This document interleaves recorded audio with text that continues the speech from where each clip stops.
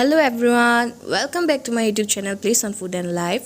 আজি আৰু এটা ৰেচিপি আপোনালোকৰ আগত লৈ আহিছো। আজি আপোনালোকক মই বনাই দেখুৱাম দালি বৰা বা দালিৰ পকোৰা কেনেদৰে বনায়। আহক তেনেহলে আজিৰ এই ভিডিওটো আৰম্ভ কৰোঁ। দালিৰ বৰা বা দালিৰ পকোৰা বনাবৰ কাৰণে ইনগ্ৰেডিয়েন্টছ লাগিব। নৰসিংহ পাত কেইটামান মই লৈ লৈছো। তাৰপিছত পিয়াজ এটা মই কাটি লৈছো, নিমখ অলপ, হালধি আৰু অলপ জিৰা লৈছো। তাৰ লগতে জলকীয়া অলপ কাটি লৈছো আৰু আদা অলপ চপ কৰি লৈছো।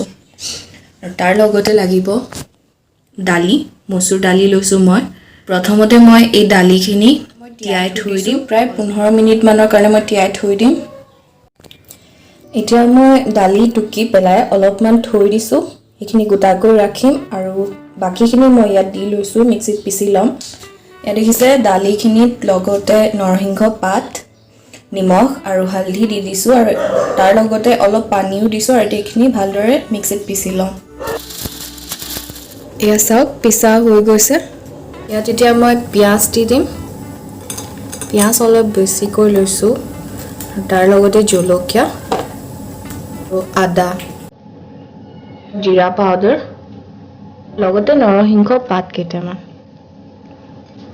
আৰু কৈছিলো যে কেইটামান দালি এক্সট্ৰাকৈ থৈ দিবলৈ, সেইখিনি মই দি দিম ইয়াতে।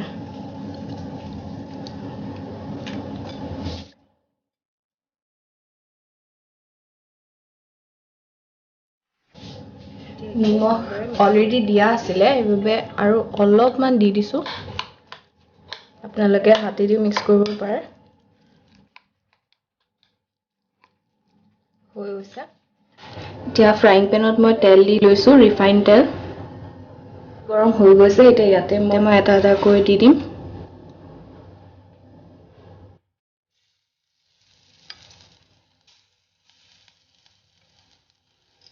হাতে ব্যৱহাৰ কৰিছো।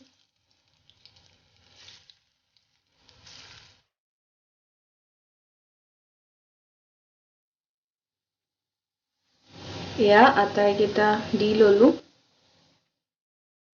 অলপ সময় ইফালে সিজিব দিম, তাৰপিছত মই লুটিয়াই দিম।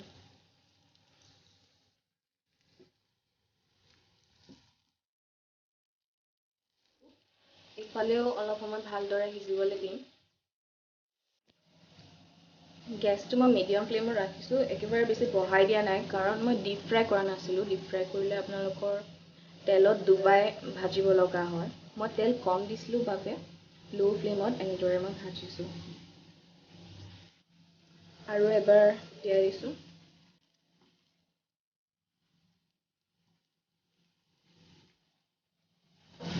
দালিৰ বৰ ৰেডি হৈ গ'ল। এতিয়া মই এইখিনি প্লেট এখনত উলিয়াই লম, সাৰ্ভ কৰি লম।